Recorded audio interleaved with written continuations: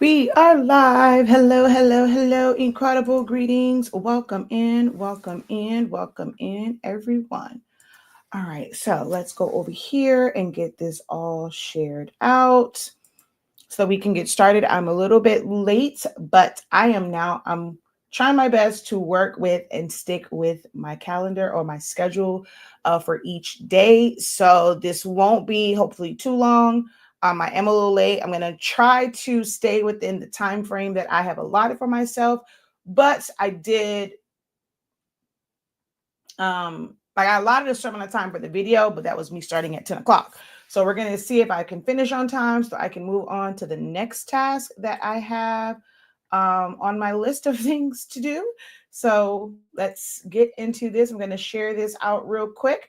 If you are watching the playback of this, I have to share it out. This is a live broadcast, although this is a very, very important topic. This is a live broadcast. That's how I kind of give out most of my information now, is not doing like pre-recorded. I like to be live because if you have questions in real time, I like to be able to answer them verbally versus going back in and doing a lot of typing and answering that way. So I try and get as many people on as possible so that I can answer the questions. But the joy of you watching the playback of it is you can kind of skip past all of this while I am sharing this out. So, yeah, you can jump forward. Oh my gosh, I'm looking at it and my lips are dry. It's a little cold here in Miami and I have no idea where my lip gloss went. Oh, great. So my lips are a little dry, but it's okay.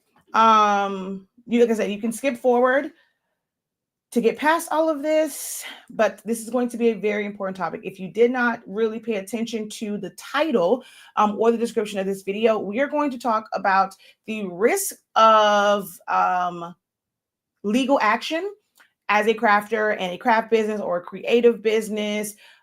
Whether most people think of like the big stuff, using licensed characters, using in sports like Major League or like professional sports teams and things of that nature. But there are some, I guess I would say, like silent risk that most people don't think about. I have talked about this in videos before.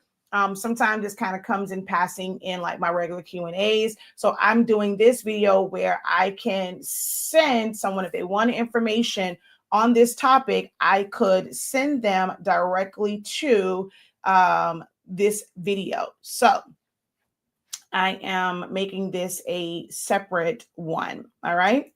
So make sure that you guys give the video a like, drop a hey, how you doing as you're coming in, whether you are watching via live or the playback. Tag a friend, tag a friend, tag a friend, tag a fellow crafter, share it in a group.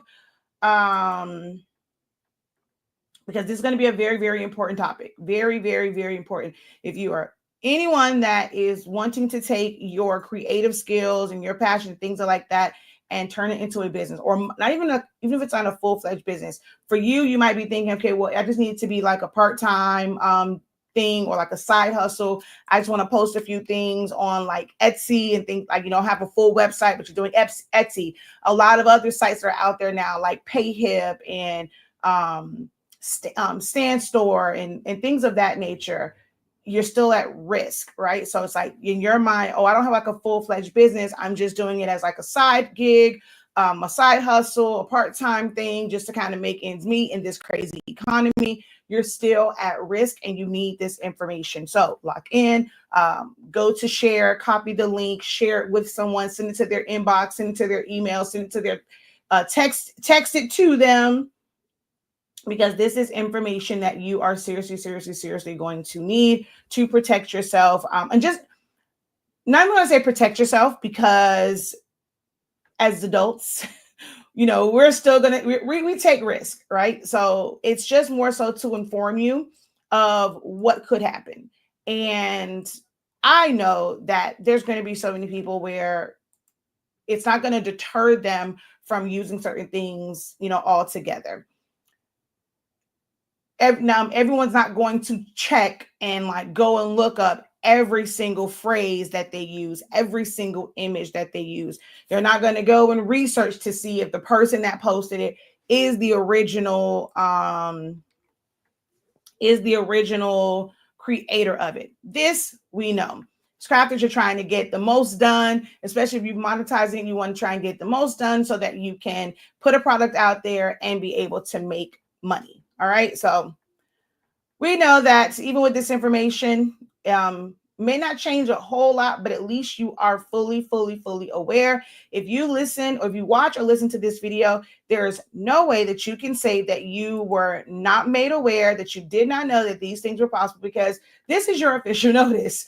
And what you do after you view this video is totally and completely up to you. So as you guys come in, I forgot to kind of post this up here. Drop a hey, how you doing? Let me know where you are watching from.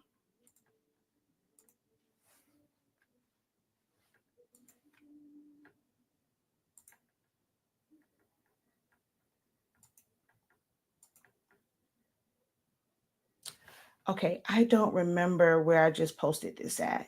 Shoot. I really don't remember. Dang it. Hate when that happens.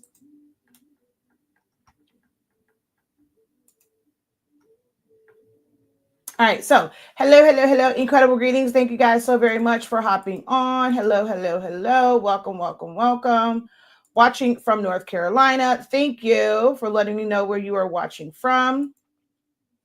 All right, like I said, I am really working on trying to stay within my schedule.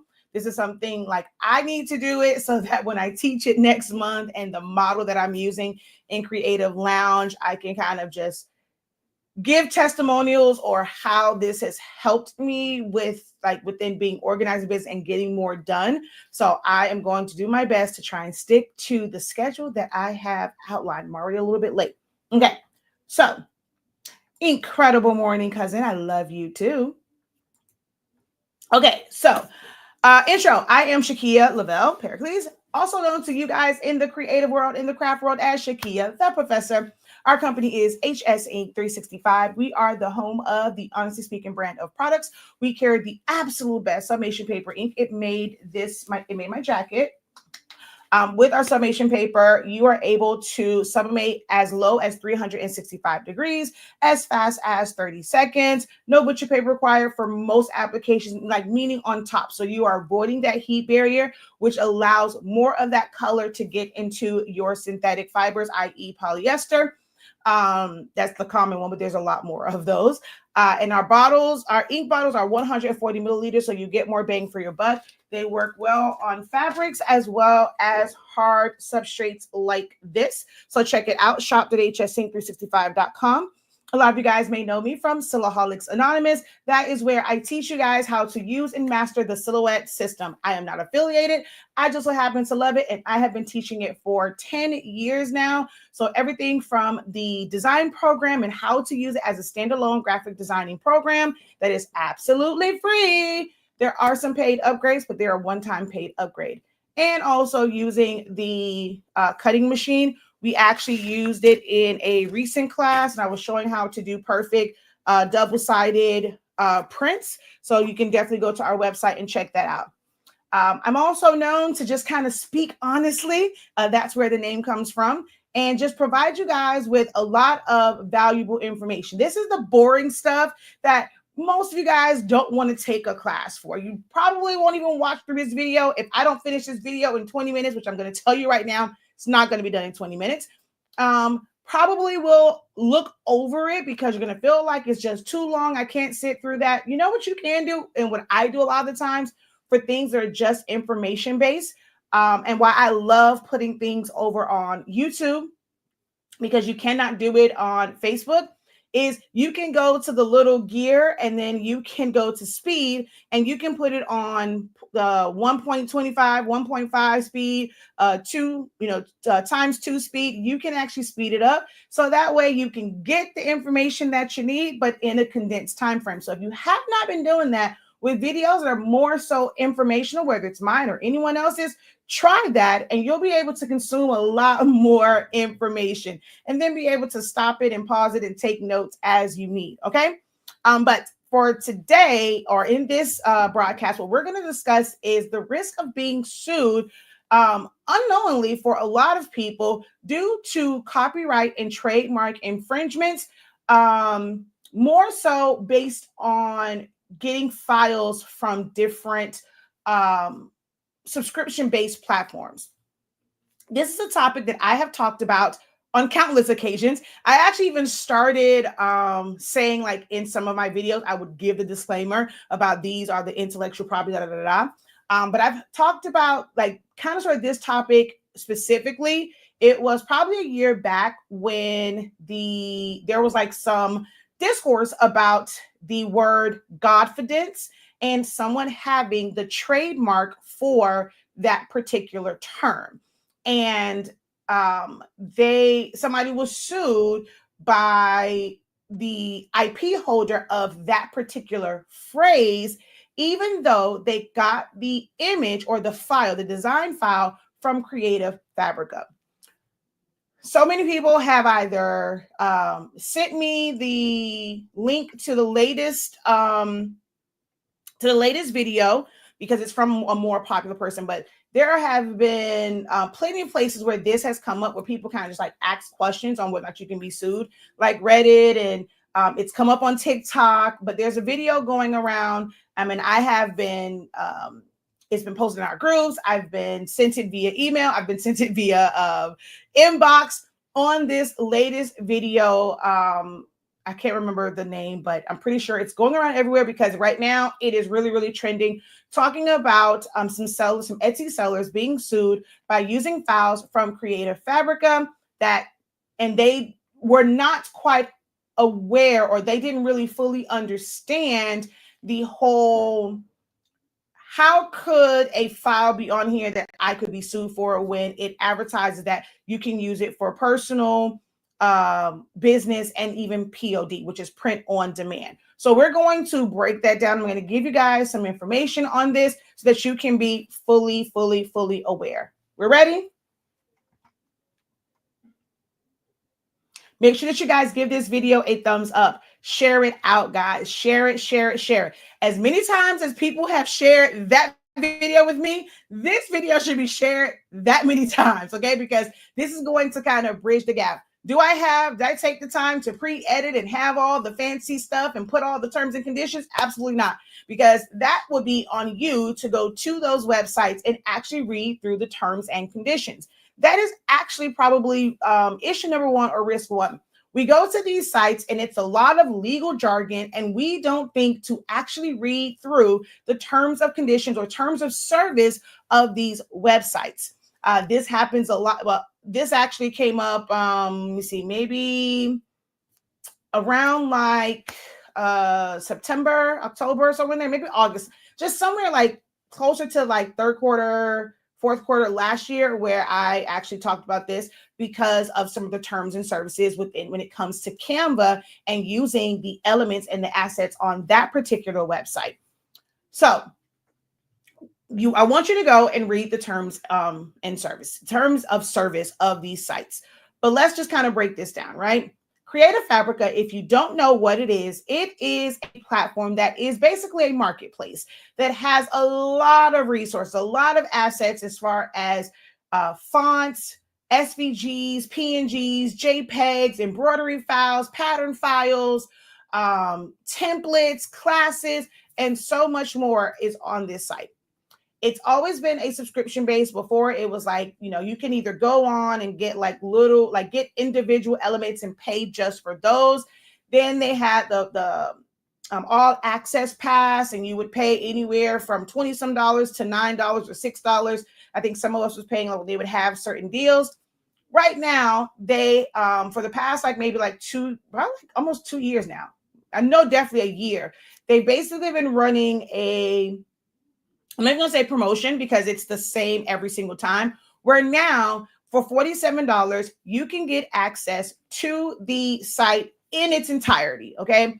Everything that's on there, every font, every design, every element, every SVG, every embroidery file, laser cut file, classes, word cloud, just everything that's on there, you get access to it for $47. There is a link, which I just realized I forgot to post my link. but you can go to our website and the link is there. For $47, one time, like for the year, $47, you get access to it completely, right? And there's a lot of different elements on there. With the onset of like AI, now I'm starting to see a lot more AI images put on the site, and it's not like originally, created images. If you don't know, when it comes to AI art, it's not creating things from scratch. AI simply scours their internet looking for bits and pieces of elements, and it takes your words and kind of meshes them all together. So it's a high chance that you are going to have bits and pieces that are part of somebody else's intellectual property, like it's their work. Same thing when it comes to Chat GPT and any of those. It's pulling information, and you could technically be copying like somebody else's information, right? So you have to be mindful of that and careful of that, because AI is not truly generating it. It's just pulling from different sources. So if you created, like, let's say AI art, and you have Spider-Man, Tweety Bird, Mickey Mouse. I've been seeing a lot of those. NFL teams and like their logos and things of that nature. Just because you create it via AI art with your words, the images themselves are still the intellectual property of whoever, that IP holder is, whoever holds that copyright or that trademark. It doesn't change it just because you were able to type in some words, type in what's called a prompt, put it into an AI image generator and create it.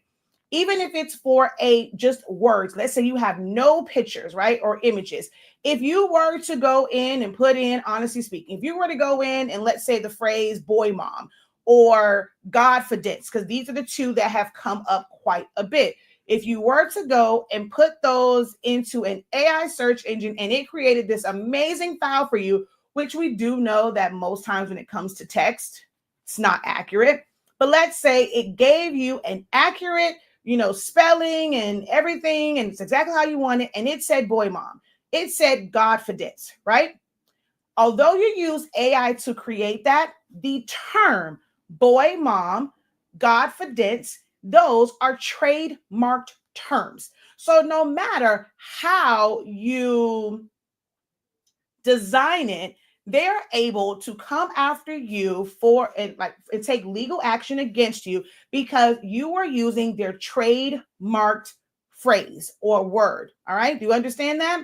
That just creating it with your own, whether it's through AI, even if you were to go and get you have fonts on your computer, you create your own variation of it. Like I didn't take it from them. I didn't screenshot theirs and just trace it. I didn't just take that off, remove the background and throw it on a shirt. I didn't go to their website and get their file. Now I'm reselling it as mine. That does not matter. If you type out the words boy, mom, Godfidence, and you are using those words in the way outlined in their trademark, what their trademark protects. There's different classes for trademarks and how they plan to use it in basically how they just plan to use it, right? If their trademark protected in the class for garments and apparel and things of that nature, right? Putting on a t-shirt. If you go and then put that on a t-shirt, you are in violation of you're infringing on their trademark. Point blank simple. They can come after you. Doesn't matter if you typed it out yourself. They have protected that phrase. So that is what trademarks do. They will protect phrases, and it's really supposed to be used for brand identity to keep from there being brand confusion. Right now, Beyonce wants to continue because she ran into some legal issues with a event planning company when it came to the name Blue Ivy, right? And so she's able to hold a certain IP, but it's for specific things because that person already had that for their event business and things like that. Parkwood is not able to secure that trademark under those classes, but they were able to secure Blue Ivy under different classes.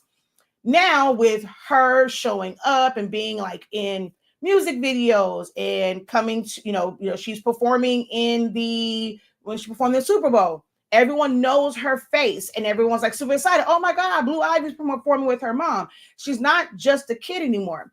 So they try to also extend that trademark into another area. And now there's somebody else blocking that part of it and they're not going to approve it. They don't want to sell it to them, any of that. So trademarks live within a certain class. So people can hold the same name and they're in two different classes, because if the classes are nowhere near like each other, there's not going to be any confusion. If there was someone where it was like Blue Ivy Auto Body Repair, we know that most likely is not going to have anything to do with her, the person, and anything that she kind of has going on, any merch or things like that.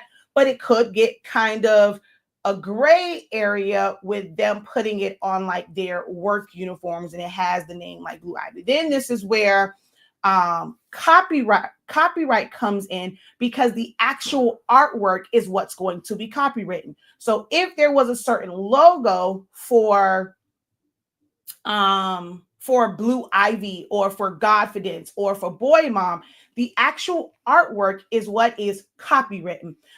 In the craft world, most people use that term, those two terms interchangeable, trademark and copyright. They are not the same. Trademark is normally for like business names and phrases. It's really just like words, but you can also tell it like exactly how you want to protect that. Let's say like with Tiffany & Co. It's Tiffany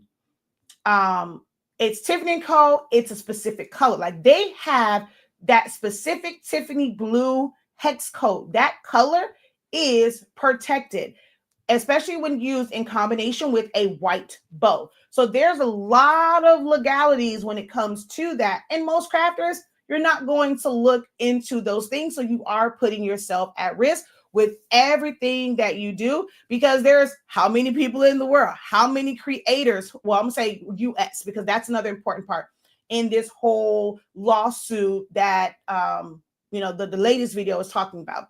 But there's a lot of people that are going to create. People are creating different things every single day in the US specifically. Are you going to take the time to search every time you want to create something? Let's be honest. You're not going to do that. You're simply not going to do that. So you're always technically at risk. At the end of this, I'm going to talk to you about how you can, I guess you would say, protect yourself. Not necessarily protect yourself completely of that risk, because you can still be sued, but how to not have that affect your personal finances. So make sure that you stick around to see and to get the information on how to protect your personal finances if this comes up for you. Okay. So difference between trademark and like copyright. When using these sites, I teach people to design, right? And I always say it's for educational purposes only. What you do with this information is up to you. My job is to teach you how to design. My job is, is not to necessarily go through every legal thing and make sure that you're, within the confines of laws and in trademarks, and making sure that the words that you're trying to design, that's not my job. Y'all don't pay me enough for that. Like, I'm just going to teach you how to design. I'm going to teach you how to do composition layout, how to use fonts, how to color them, how to subtract, how to make compound path, clipping masks, all these different things. I'm going to teach you that. What you do with that information, that knowledge, is totally up to you. And you have to do your due diligence in making sure that you are not putting yourself at a higher risk than already exists, because there's always going to be some sort of risk when doing creations like we do as creatives and crafters. Okay. So the situation with the video, like in them being upset that Creative Fabrica isn't doing anything. Creative Fabrica is not a US based company, right? They weren't created in, they wasn't started here. They're not a US based company. They are out of Amsterdam. The thing to note with trademarks and copyrights is they're not international. That's why they say you go to the US, trademark website. So it's like USPT, PSTO. Yeah. So you go to that particular website. So these trademarks, these copyrights, these patents, they are based country for country for country for country, which is why so many places overseas, y'all know, I'm not going to say the name, but it's always, man, they come up, they bootleg stuff and things of that nature. They're able to create it. A lot of the times they're given the blueprint, they're given the outline to create these things because it's cheaper to create it over there. And when they have this, it's like, okay, well, we have it. We're going to go ahead and make it to sell it to another country. We're going to even try and bootleg it and resell it back to the people in the US because they don't fall under the same regulations working international. Now, there are ways where you can protect it, in different countries, and you can apply for certain things and you can put legal things in place. It's going to take a whole lot of money that would prevent them, or I would say try to deter them from recreating and using what you have sent to them and giving it to others and using it in different ways, or using that as their baseline, and they're going to kind of create it and change it just a little bit. This happened with well, actually, before I go to that, I'm just going to kind of continue to break this down. But you're protected in the US for certain things. So let's say someone overseas creates something, right? You're buying it from them over there. You are able to bring it here. Customs is not going to stop it unless it is like straight up like counterfeit. It's a fake, like if it's a Gucci bag or some J's and they can tell, and all the like straight up counterfeits that have the trademarked or licensed or copywritten images, or like the actual logos and names on it. Those can be flagged and caught and confiscated. But let's just say it is, for the sake of this example, Silky Sock went through this, and this is not something that, he's talked about this kind of openly before, where it was a heat press and it was made to look a lot like the Hotronix Fusion IQ. They have a US patent on their hybrid system of how it swings out and the pull-out tray and how it goes down, like the look of it, not necessarily the color, but the mechanism of how it works. So Danny got a heat press from overseas. He was using it in videos and things of that nature. He took it to Impressions, and Stalls is there. They happened to see him at his booth at Impressions, and it was brought up that that particular heat press infringes on their patent, and it's not theirs. Even though he brought it overseas, he is using it in the US in a public setting, and it can cause brand confusion. Therefore, he made the decision to go ahead, remove it from the floor. He then got another heat press from, I think it was like Heat Press Nation and things of that nature, right? Once it got to the US and he was using it here, you now are in violation of someone's intellectual property. So having it made overseas does not protect you. Hopefully that makes sense. Let me know in the chat if you understand that and it makes sense. This is why we have bootleg purses that are made. Like I had, when I was in Korea, there were blankets and mink blankets. Of course, I sent them home as gifts because, baby, they were cheap. When it was Washington Redskins, I had a mink blanket. I brought it home or sent it home for my stepdad.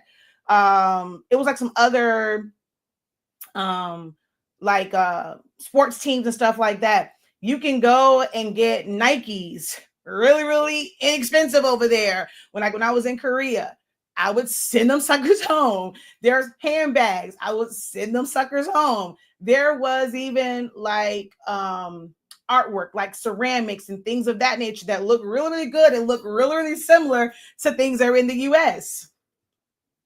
I brought that sucker and I sent them issues home for Christmas. Like, you being in the military, you see like how much we would charge here in the US. By the time you go through customs and then like taxes and all of that, those things would be so expensive here in the States. but I was able to secure them for reasonable prices overseas and then just sent them home.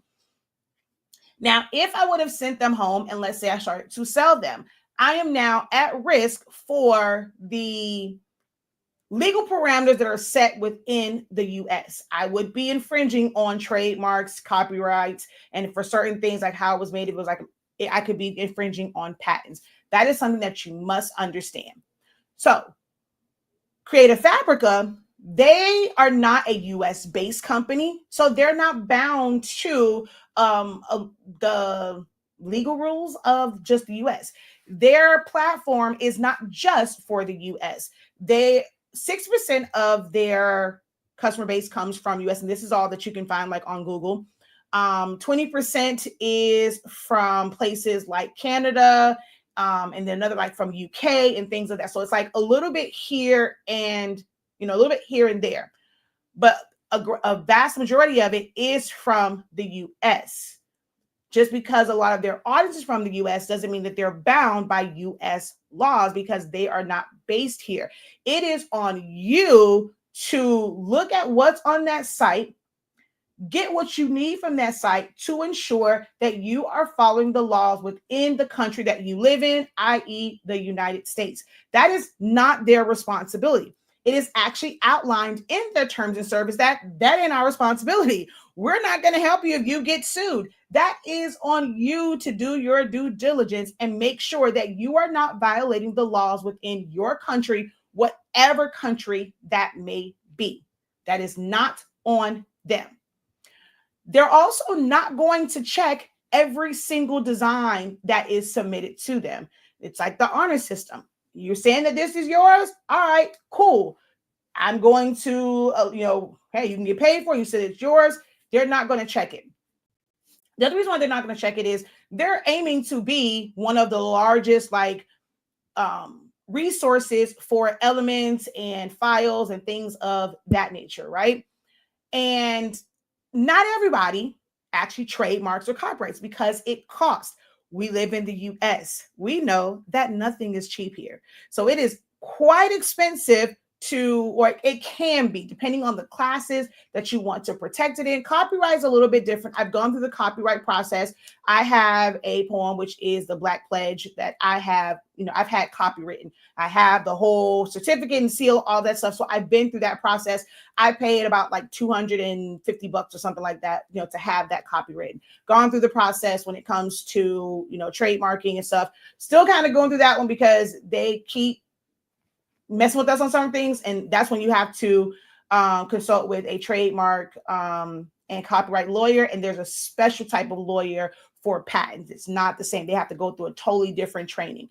But anywho, what was I saying? Oh, so I've gone through the process, and not everybody's going to go through that. If you are a designer and you're creating so many like pieces of artwork or like just design elements, to pay for each one of those and have them protected in those classes every single time is going to get really, really, really, really expensive. Now, some people do that if they have their own website and it's like they know that it's going to be used, but people who are putting it on a marketplace, they're not really making, like they can make money and they have to keep creating assets to be able to make money from it. But like if they were to go and just create an SVG file, because there are some crafters who don't know or don't care to learn, don't want to learn how to make their own heart. I showed that in a video on how you can, draw it out yourself, scan it, trace it, and hey, you're not infringing on anybody's intellectual property. But there are some, they don't know how to make different hearts. They don't know how to make the scribbles in it. So someone's going to create that and they're going to upload it to the site for someone to use as a vector file, a raster file, such as PNG or JPEG, and things of that nature, right? Those are simple things. But now let's say somebody really liked the word confidence. We kind of, I'm not gonna say we, me maybe used to, not so much now, but as crafters and creators, you guys kind of create this issue because the moment somebody posts something that is like you like it, it's like, oh my God, where can I get this from? Where can I buy this from? Do you have that for sale? And it makes people feel like, oh my God, people really, really want this. They're not thinking about the fact that they are infringing on someone's trademark with those words, i.e. Godfidence. They're going to take that file, either put it on their Etsy, put it, go through the process to have it submitted and approved via Canva or Creative Fabrica. And now it's like, okay, I'm going to sell it, and you're going to get pennies on the dollar. Now, the big difference between Creative Fabrica and like Etsy, because some of those same files can be found over on Etsy. Etsy is a US based company. They are bound by the laws of the US. So if someone was to put an asset on a site on Etsy, and someone within the US comes and says, hey, you are infringing on this, Etsy is going to take it down, because now they're liable because they are working within the confines of the US law. Whereas Creative Fabrica, they're not. They are an Amsterdam-based company. So they're not going to go and have that person take it down, because they can use that Godfidence, they can use that image or that file in another country and not have any issues.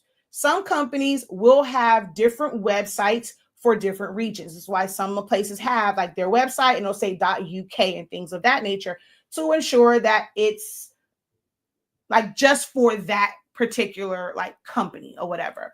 But Creative Fabrica, creativefabrica.com. Anybody, anywhere around the world could use that site, use the assets that are on there. And it might be something where we can use it here, but if you ever go to the UK, you go to Canada, you go to Australia, wherever it is, and you use that particular file and you sell it, you can now be sued by somebody in that country. This is why, as much as people feel like it is totally wrong, oh my God, how can you put this on here and say that I have commercial use, I can use it? It's as a whole, all of their users, all of the world can use this. It is on you to find out and for you to make sure that you are working within the confines of the laws of your country, your state, your city, however deep it goes. That earnest is on you to make sure that you are not putting yourself at a higher risk. Understood?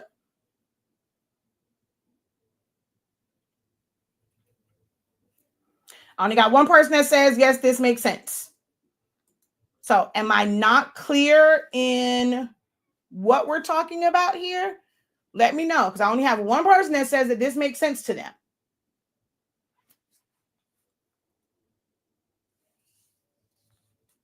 How many of you guys have seen the video that's viral or like trending right now that's going around about the sellers being sued by having a design that they got from Etsy, from Creative Fabrica, that they put it on Etsy and they were being sued? How many of you guys have seen that video?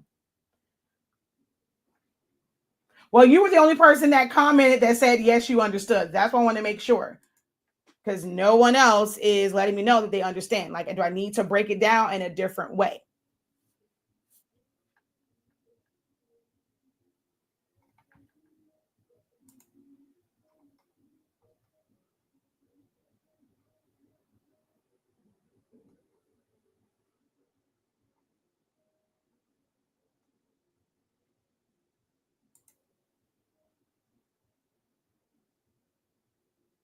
Okay, so understood, makes sense to me, clear, your clarification is clear. I understand. I have not seen it. So someone else says yes. I'm not going to. Y'all don't share my stuff. I'm not. It's there. You can go and you can search it. All right. So it's been shared with me quite a few times, and just like want to know if I addressed it. Like, that's pretty much what people do to me, right? They see the information, then they want to kind of come to me for clarity, but it's okay. Like, I don't mind kind of providing clarity. So just joining, I heard this article last night, but haven't read it yet for details. So I'm guessing there's an article. Most people are sending me the video. It makes sense, but I haven't seen that video. I haven't seen the video. Okay, well, you can go. I'm pretty sure if you just type in Creative Fabrica lawsuit or suing on YouTube, it will probably come up. Okay, because it's trending. It's really trending and buzzing right now. But yeah, so Canva is the same way. there are elements like with Canva's terms and conditions, if you guys did not know, they will, or their terms of service, it states in there that you're not supposed to take elements from Canva and use it in a different program, right? Their whole thing is they want you to continue to design in Canva, and because every time that you download and one of those assets and those elements are there, that is how they determine paying the creators. But I've seen a lot of elements that are not truly original. It is a file that you can find online that was technically royalty free, and they did a trace, right? Once it can be a dangerous thing to learn how to use programs where you can trace and recreate things, because that's what people will do. They will see it, and because it's not in a vector format, like let's say it was a PNG or a JPEG, someone can then trace that, turn it into a vector where it now becomes easier to change the color. Like it in Canva, when you see the little color at the top, you can click on it, easy change the color of it. In Select Studio, select it, change the color. Cricut Design Space, same thing, right? So when they're taking it and they're making it into a vector, all you have to do is just like click on the color and it changes. Unlike if it's a PNG or a JPEG, you then have to work within programs that will allow you to adjust the color, and you have to know how to do that, or you have to like adjust your hue and saturation and things of that nature to get to a certain color range. And I've seen them do that, and that element is on Canva. So for them to say, okay, well, you can't take these elements and download them and use them somewhere else, that opens up like a bad can of worms. Like that puts like it's a weird area, because what if that person now says, because I use this element that I technically got offline that was like maybe royalty free, how can you then come and tell me, oh no, you can't do that, I'm not getting paid for my work, like that's mine, I put that on Canva, you have to continue to download it, don't do that so that I get paid. But you took a file off the internet and you did a horrible job of tracing it, might I add, and you put it, like you submitted it to Canva. Canva's not checking either. Canva is also not a US-based company. They're not a US-based company, so they're not, they may operate here, they will do business here, there are certain like mergers and things that will happen, but they are not a US-based company. So how they operate is going to be a little bit different. The things that they can enforce is going to be a little bit different, right? So you have to be careful with using Etsy. Someone on that post said designbundles.net, right? While they are, actually no, Design Bundles, I don't remember, hold on. Because I know like it gets kind of confusing because a lot of the creators and things are like Americans, and like they have like the YouTube videos.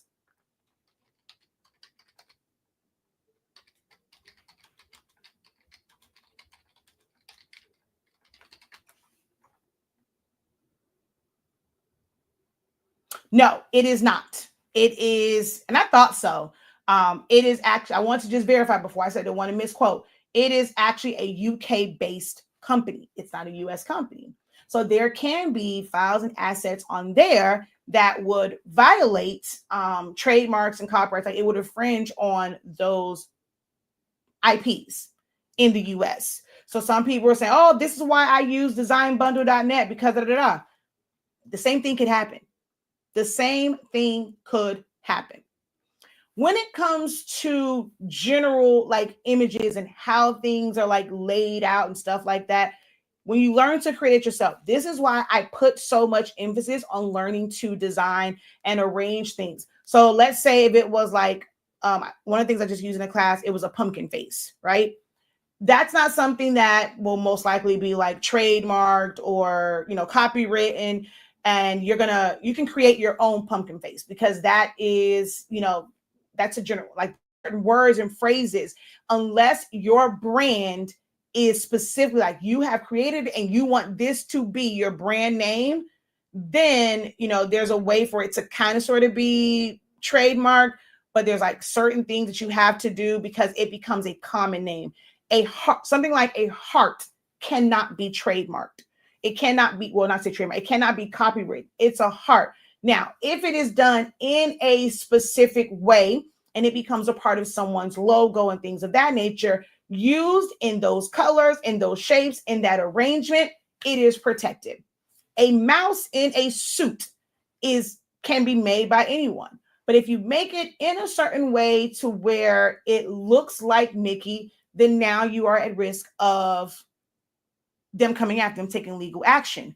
But just a mouse dressed up is not a direct violation or infringement on this. So you know, understand what I'm saying? So you can learn to create that and, you know, hopefully not put like in the exact same colors with the red bottoms and so that's where the issue comes in. If you make it red bottoms, like red shorts with the yellow buttons or white buttons, and then like the yellow shoes, it's a black mouse instead of a gray mouse or a red mouse and things of that nature, then you are trying to cause market confusion and they can come after you. But you can learn to draw and you can put them in overalls, you can put them in whoever, whatever. That's when you're learning to draw it yourself.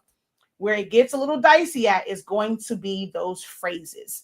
No matter how well you are at designing, if you create something and you want to put it on the market, you have to be very, very, very careful with words and phrases and how you're going to use them. Most crafters are doing it where they're putting it on a shirt. That is one of the biggest and largest classes, most used, most like protected classes is for merchandise. So you have to be very careful with how you are using those words and phrases and you're putting it on websites. You're going to always be at risk if you're not making sure that someone does not hold that trademark for those words in the class of apparel.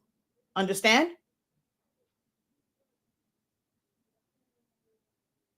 So how do you protect yourself as a business, as a crafter? Most crafters are like, well, I'm not making, oh, here's an important part of that video. One of the people, like she outlined on there, that the person made $47 off of that file. She never showed what the file was or anything like that. But whatever the file was, I would actually like to see it because it's kind of crazy. But let me back up a little bit. Both people that she referred to in her video received the lawsuit letter or email from the same company. They received it from the same exact like lawyer, which to me gets a little fishy and a little dicey. I do believe that that company is probably scouring Etsy looking for violators. The same way that you have lawyers that they purposely look for people, like for companies that are not in compliance with like the American Disability Act and this, that, and the third. Like they go out looking for people to sue. And I really think that that company is someone that probably has agents or people that are working, scouring Etsy, looking for people to sue. I really, really do. Because two totally different people, the way they described it, like it was two totally different files and it was the exact same company. It's like they're looking to, yeah. So I think that there's like some funny business with that, whatever. But the person sold, she was like, how many she sold? She sent it to them and she's like, I only made $47 off of this. They wanted $2,500 in damages. That's what that's how much they wanted from them. Like, because at that point it was a notice. It wasn't necessarily a lawsuit yet. And so that's what they were asking. On the other one, it was that they were asking for $650. If they did not pay it, then it would be like $1,000 if it had to go to court. They kind of waited around, so they end up paying the $650. The other person contacted their lawyers and this and the third. They tried to basically settle for a lower amount, but now they have a lawyer and they have to pay their lawyer fees. Yes, they settled for a lower amount. They really only saved $500 because they still end up having to pay $2,050. So even though you might not be making a lot of money on it, a lawsuit can cost you a whole lot more. So you want to be careful with that. Sometimes is it worth it to sell like a little $10 file, $20, and you're putting yourself like at major risk? It's not worth it because they paid way more, and they felt like it was a slap in the face because the person was like, okay, well, I got this from your site. I was sued. You're not doing anything about it. I want to cancel. So they canceled it. And Creative Fabrica said, okay, fine. So they just sent them $19 back, which was the prorated amount for what would have been left on their annual subscription. They sent them back $19 and some change, and they felt like that was a slap in the face. That is all that they were obligated to do. They cannot open themselves up to where they're going to take care of your legal bills and things like that, because then everybody will come out of the woodworks wanting you to take care of that when you did not do your due diligence in making sure that you were not violating any laws, any copyrights, any IPs and things like that within your country. It is not on them. So while a lot of people are on there saying, well, I'm not going to use Creative Fabrica anymore. Oh no, I'm canceling my subscription right now, and I'm going to reference this video. This is ridiculous. Y'all are wasting your time. They raised $7 million from investors and things of that nature because of how their platform is set up. They're not worried about your little $47. I can promise you that. I can promise you they're not worried about your $47 and you canceling your subscription, because there are still a lot of great assets and resources on that website. If you were to just use a font for, like I create a lot of invitations. No one's coming after me. You can't trademark someone's name, birthday, location, and so I'm using it for that. If I use it for a greeting card, if I use it for, I'm making something for graduation or birthday, happy Mother's Day. There are a lot of great resources.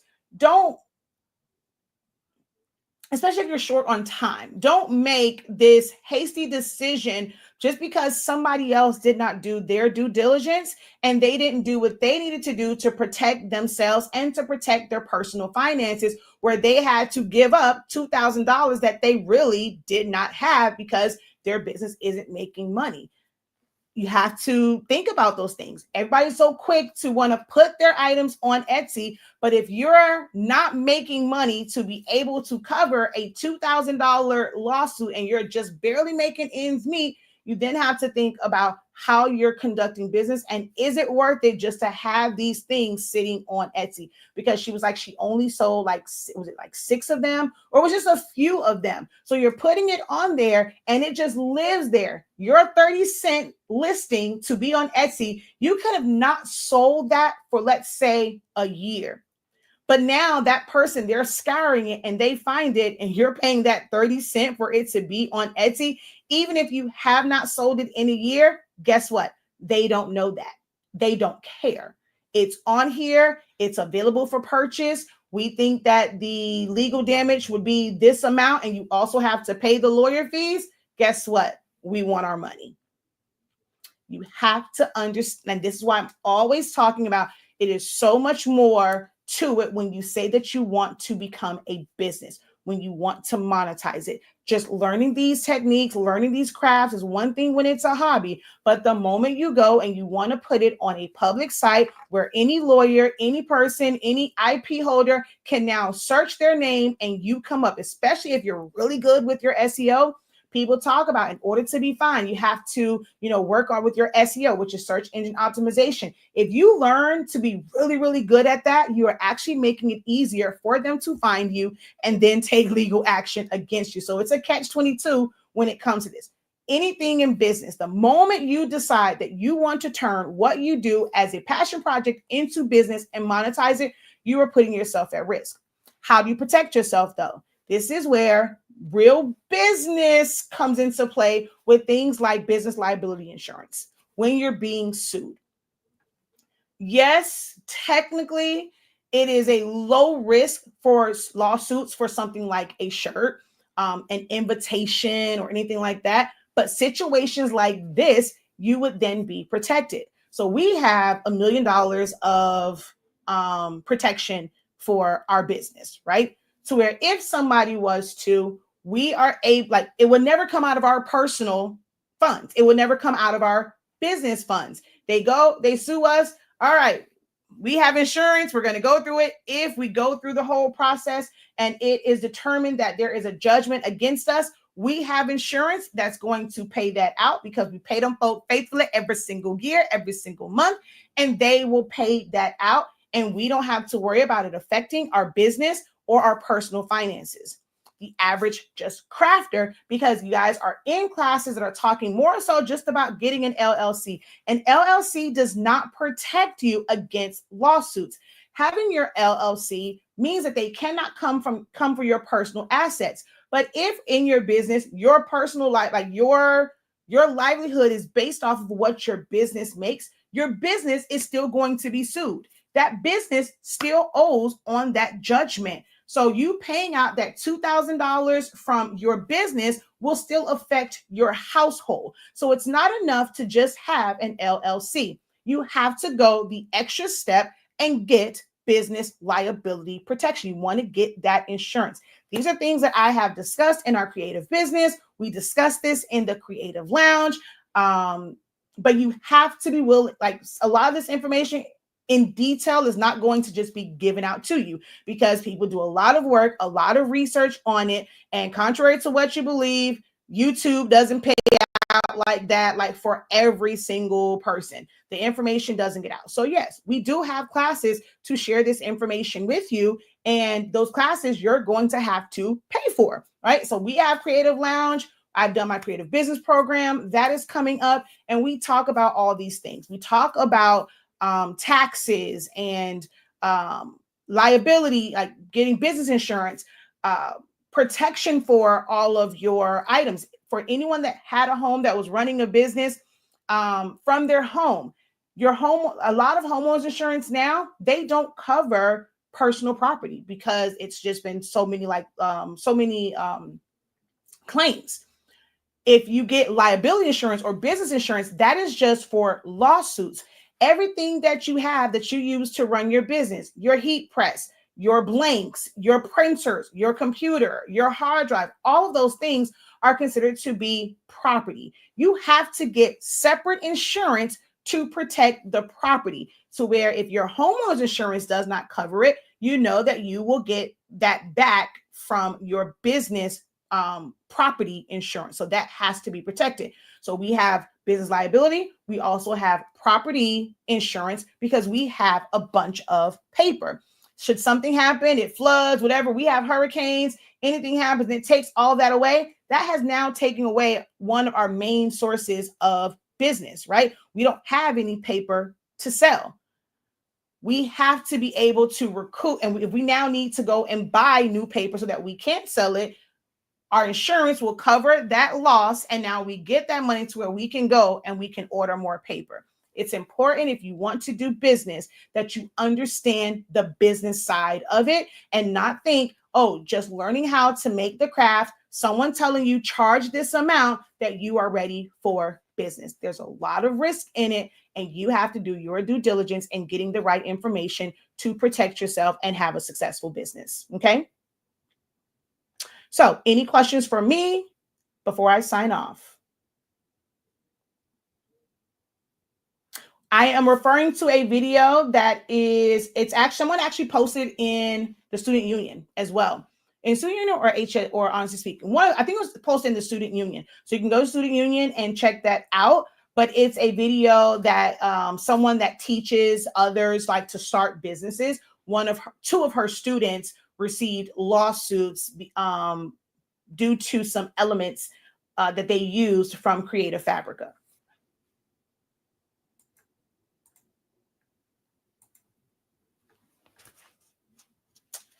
Any questions for moi? All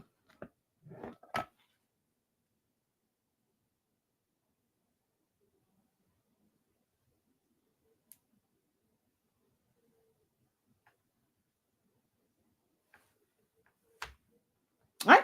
If there are no questions, hopefully this video was helpful for you. This is something that we will, like, now that it has come up, I'm pretty sure my students will have questions. And I had already planned on talking about taxes. That is what I got to get off here because I'm going to do my calendar and all those things. So we are going to talk a little bit about this and taxes and things like that in the Creative Lounge. If you're interested in joining the Creative Lounge, check the description after this because I did forget to put it in there, or go to our website, 365creativeacademy.com. Look for the purple thumbnail for Creative Lounge. It is a monthly subscription, or you can do like a quarterly or an annual subscription to join the Creative Lounge. This is where we have discussions like this, and you're able to ask your questions in real time. If you have a concern about something that you are working on specifically, you are able to bring that up during our live sessions. We meet every single Monday, 6:30 p.m. Eastern Standard Time. And then we have pro call. We have a pro call coming up next week on the 28th at 6:30. And for pro calls, I normally have a 11 a.m. session as well. So on the 27th, I said 20, on the 27th, we have pro call, and we'll most likely do our morning pro call on the 30th, so 11 a.m. We'll have a morning pro call because I try and do both because everyone has like different schedules. But if you're not a part of the Creative Lounge and you want information like this, that's not just, we talk about creating different creative things and stuff like that, but those questions on just navigating this journey, that's where you want to be at. And then like our creative business program is going to actually help you and walk you through and mentor you through this process step by step by step by step. So be on the lookout for that. Okay. The next meeting for that is actually, so for the orientation, thank you for asking that, for the focus blueprint is actually tomorrow at 6:30 p.m. Eastern Standard Time is the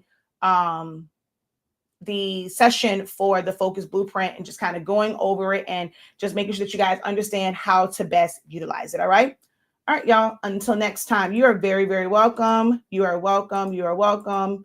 All right, cool beans. Until next time, guys, have a great one. Continue to unlock your creativity and be incredible. Peace.